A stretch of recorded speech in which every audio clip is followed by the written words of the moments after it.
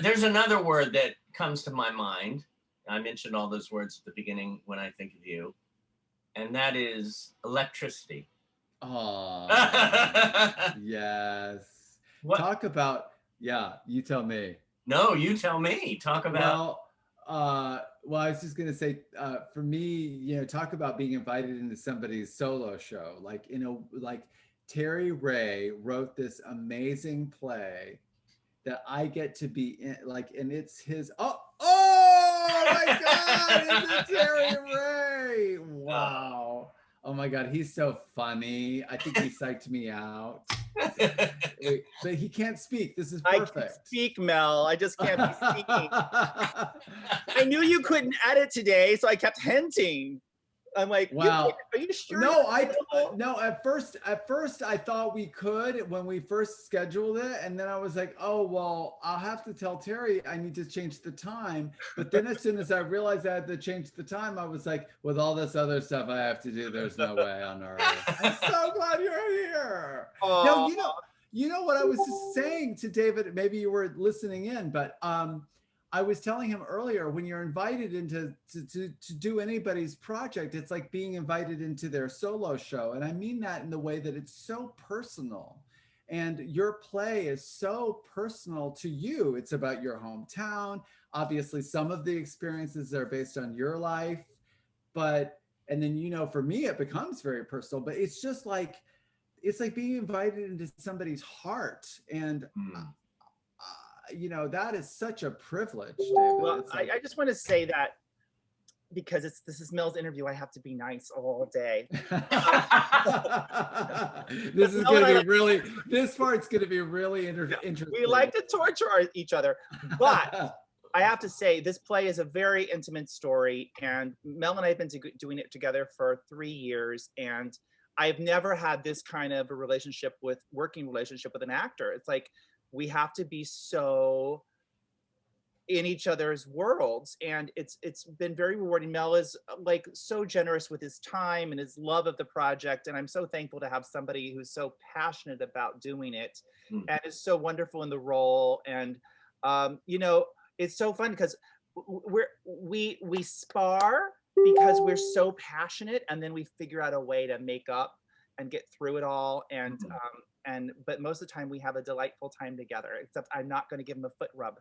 Now, go ahead. No. It's your show. Please, you asked me. Well, I was wondering, how did you both meet, and how did you both connect in the show? Was it about the same time, or did you know? There's that little show that I don't know if David's ever heard of it. Oh, he might have heard of it. Child of the 70s. Michael Vaccaro, who's literally like, so Michael Vaccaro is sort of like my godfather in Hollywood. I mean, he introduced me, although should be my brother, but he introduced me to all, like you, David. When I did that show, I got to meet so many people that I love so much. And I was like, this is what I was looking for in LA. These people, these are my people. This is my tribe. Such sweet people. And so that speaks a lot about Michael Vaccaro. Yes. Yeah. So we met, like, we shot a scene in shot of the 70s, but we had to do a reshoot. So Mel was somebody that I saw in the room, but I didn't know what he was doing. And then I opened the door, and I was expecting this other actor to be there in the scene. We're shooting the scene, and I opened the door, and it's been recast as Mel. So I'm literally in a scene with Mel when I meet him, because I didn't know it was going to be him. So that's how I met Mel. We didn't even rehearse. That's so funny. It was like, I was like, oh my God. And I just opened the door, and Mel England's in my life. And it's so funny because Terry's character in that moment, you were supposed to be surprised anyway. And it was like, literally, he was surprised. Who's this guy? Who's this guy? Yeah. Wow. And then you like jumped in the room and like made out with people. Yeah, it was really fun. That was fun. I love that. Yeah. Oh my gosh. I love that scene. I love that scene, Mel, where you're sitting in Bruce Valanche's office and he's like, Hey. That's what's so fun about that show is that we all got to do these like great, like little.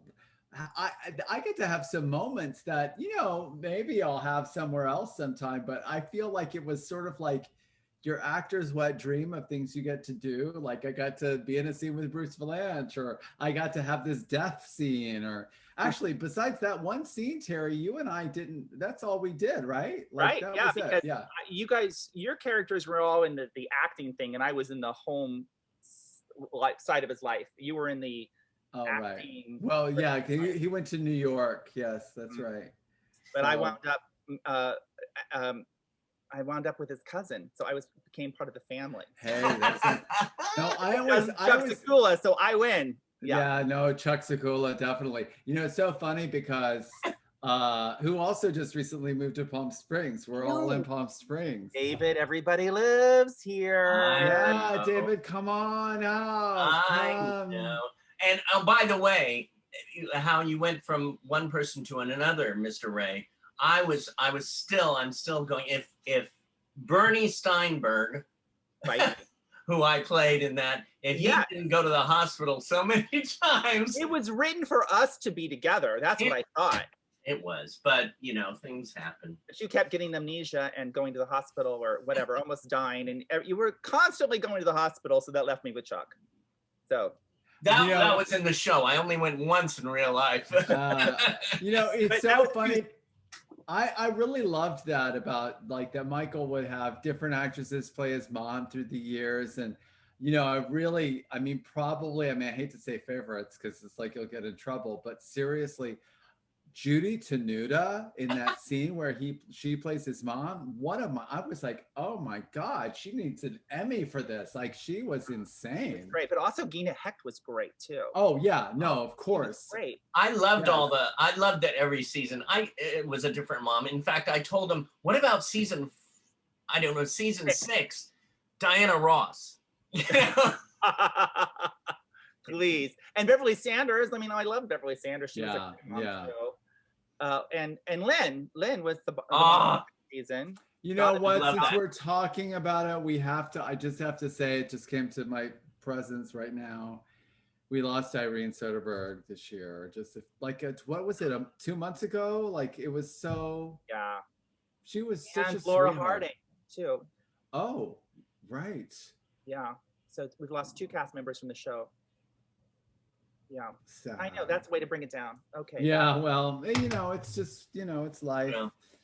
But Terry and I, David, are in the process of, since we've had COVID, we had to put the play on hold, obviously, but we're in the process now of like getting it back up on its feet again. And we were supposed to go to Off-Broadway the fall of 2020. So we're still like, that's still in the works. It's maybe 2022. Yeah, that's I think the most realistic. Yeah, we've gone to New York many times. I think maybe 8 or 9 times for backers. And when we do, Mel is gracious enough to let me stay at his. He has a New York place, and we have to sometimes share the bed. And we build this wall of pillows.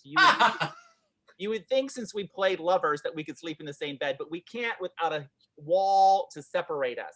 And it's like, so we don't fight. That's right. Oh my gosh. Sorry. No.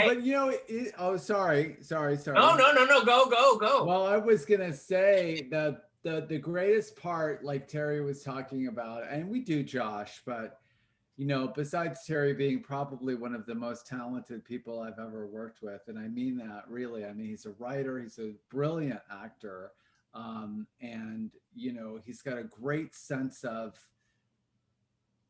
not just timing, but which is like in comedy is everything, but also, we've been editing together, his ability to do, it's just kind of like Terry does it all.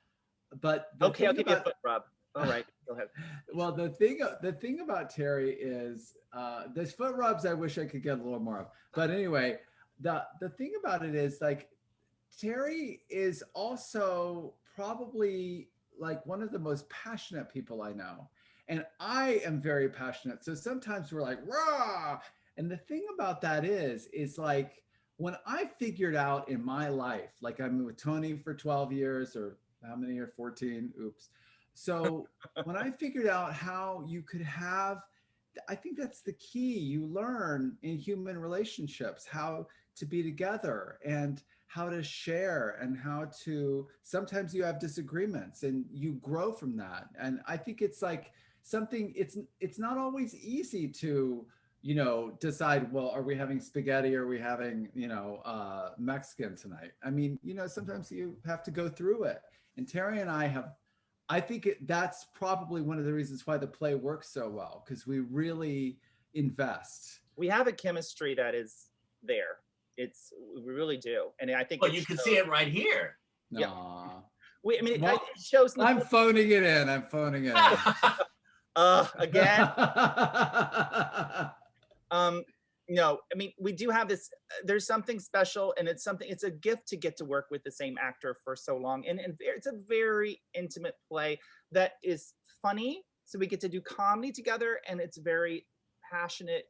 So it's going to be romantic together. And it's also very emotional. So we have all these roller coaster rides that we go through together, and we're schlepping sets. We're ironing costumes. We're doing it all ourselves, and we've traveled with it. And so there's like a lot of together that we have to do, and decisions that we have to make with nobody else to help us. So it's been, well, Michael, our producer, does help us. Michael's our producer, but yes, yeah, and he's wonderful. But when we're on the road, or like when you're getting ready for setting up a show, we do it ourselves. And I'm like, I want spaghetti, and Terry's like, I want Mexican.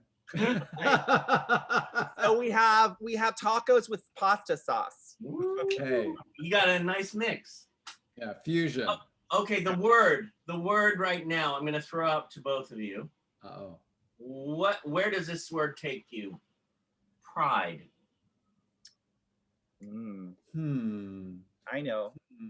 Oh, where are you going, Terry?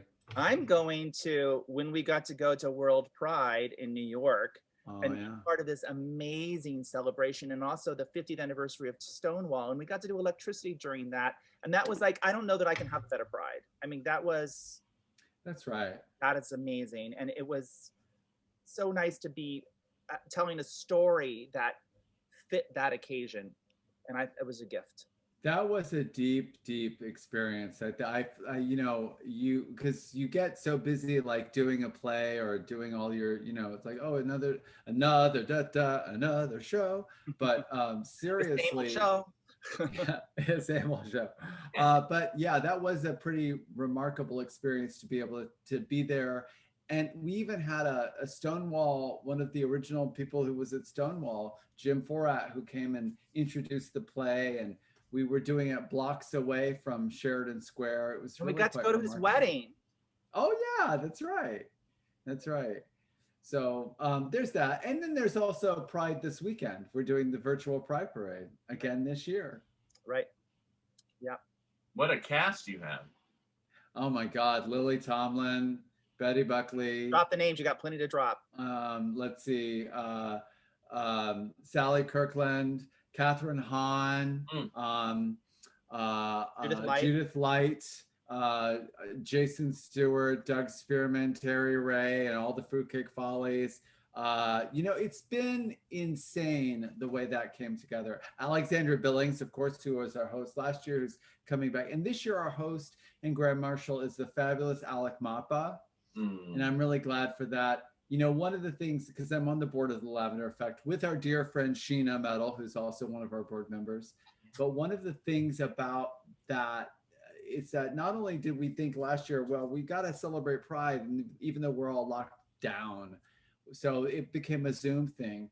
This year, it was sort of like, do we do it? Do we not do it? Things are opening up. And we realized, even a few weeks ago before they had the new CDC guidance, that a lot of people wouldn't feel safe going out, or some Pride events are still canceled or modified. So I'm really glad that we're doing it because, it reaches people.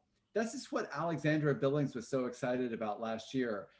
By having a Pride on, that's streaming on YouTube or on the internet, there are people in places that can't necessarily go to Pride parades or don't feel safe being out. and they can watch it in the privacy of their home or on their phone or whatever they do, and that they can be connected. And I'm really, I think that's amazing, because we could, I remember when I was like, oh, like a timid little wallflower. What? I'm just gonna say I have seen Mel working on this, because we're still editing at the same time, and he's juggling all these things, and it's a monumental task that he pulled off last year, right, when they did it live, and the same thing this year. Is different way they're doing it, but it's still, he's doing an incredible amount of work, and he's lazy. That's what do you know what I mean? Andy Sacker and the other people at the Lavender Effect. It's a whole team. Thank God we have Carrie Harrison this year, who's helping us produce it. And it's really one of the best parts of being an actor is that we get to do these things where we celebrate us and we talk about our projects, and then we get to go on stage. But to be in an organization where you give back like the way you give back, David, with your work, it's so rewarding. I'm so grateful to have, so I just feel like, I got dealt the lucky card because I got to survive, 22 years ago from AIDS. And so service is a huge part of my recovery, and it's a huge part of my life. And sometimes it can seem like actors are, like we're headshots and photos and good looks and cheery Instagrams.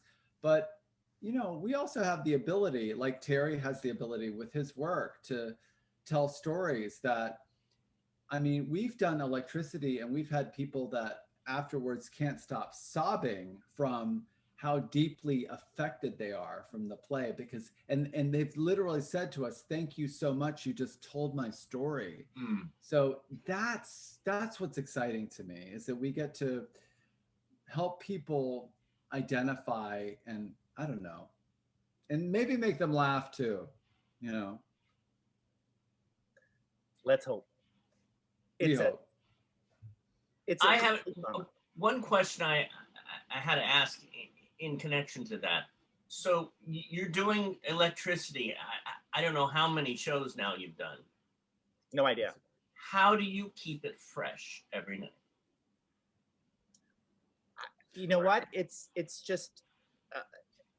I think we both do this. I think we both just live the story each night. I think to me, it's like you get on the train, and the train doesn't stop until you get to the last moment of the last scene, and it's because it's just the two of us, and it's 4 decades, and you can't fake it. You can't call it in. You have to be there, and you have to be part of it. And so I don't think we ever fake it. So I've never felt bored or my mind wanders. It's just Mel and I are both really telling the story each time we do it. Yeah, well, one thing I'll say to keep it fresh every night is, mouthwash. Is that a hint? Sometimes I do offer. I'm like, Terry, you want some? Have a mint, Terry. Yeah, but no, but not only can you not phone it in, it's like, it is so important when you're an actor in that kind of a play that you're present, because the people are present. You can't really, I remember, this was a billion years ago, but I was actually stage managing a play in New York City, and Karen Ludwig, who's this incredible director, actress, she was directing this little play downtown in some little theater, and there was this actor on stage, and I was just this young kid from NYU, and she asked me to volunteer to help her, so I was helping out. And one day Karen was the lesbian lover for Meryl Streep in Manhattan. Wow. That's who Karen Ludwig was. So I was like, oh my God. She was on Broadway at the time, and Brighton Beach Memoirs. Anyway, so I thought she was God. So, but Karen, one day, we're having coffee during a break, and she said, so what do you think of this scene? And I don't know how it came out of me, but I said, you know what? There's something going on with this one actor. I don't know what it is, but if he doesn't want to be on stage, the audience isn't going to want to be there. And she looked at me and she said, that's why you're going to work for the rest of your life. Ah, And I was like, oh, because that's something so key. You really have to want to be there like 100%. You know, you can't phone it in. It's people are going to be like, refund. and I'm so excited every time we have a show. It's like, I get to do this. I'm never like, oh, I have to do this. I'm like, I get to do this. And that's a joy for me. I get to do this with Mel. Uh, No, I don't mean it. I love it. no, but it's actually one of the funnest things ever, David, because getting to go from, because we haven't talked about this, but you know, the play follows these two guys that hook up at their high school reunion and their 10-year high school reunion in 1983. And then it's every 10 years you see them, 83, 93, 2003, 2013. And so we get to transform through the decades. And that's so much fun because you're like, you know, just watching, just the clothing changes are Oh my a God. hoot. Never When mind the wearing clothes, you know, sometimes. yeah, that's right. Sometimes there's no clothes. Sometimes and the wigs, obviously. You know, some of us, you know, don't need wigs so much, but Well, I get to bold in front of people. Well, thank you, thank you. I can't wait to see the show again. You know, oh my God. What did you I've- see it? Have you in- seen Mel do it? I haven't seen Mel do it. Oh, okay. And We I've got been to make that wanting to happen. see it, and I was about to come in, and then the pandemic, you know. But now that we're coming to the end of the tunnel and seeing the light, the positive healing light, Yes. are Yes. you going to be doing it in Palm Springs again, or? Very possibly. Yeah. I mean, the goal is to get back to New York, but probably getting it up back on its feet here in Palm Springs. Maybe I'll let somewhere, you know, we might go somewhere else on the way back to New York. So, What about San Francisco? Have you thought of doing it there? oh my God, I would love to do it in love San to. Francisco. Yeah. We also, before the pandemic hit, we were talking about Provincetown. And I was even thinking this summer, possibly Provincetown. The issue right now still is a little bit, it's sort of like you can have live performances and in lots of places, but they still require distancing or, you know, it's just, Yeah. the rules seem to be changing daily. So maybe tomorrow they'll be like, great, everybody can, you know, with smaller theaters, it's a little bit of an issue. Like, anyway. Yeah, and it's such an intimate play that you want to still have that feel. Right. You want to have people anyway. Yeah. So, everybody get vaccinated. So you can see theater. That's Yeah, right. exactly.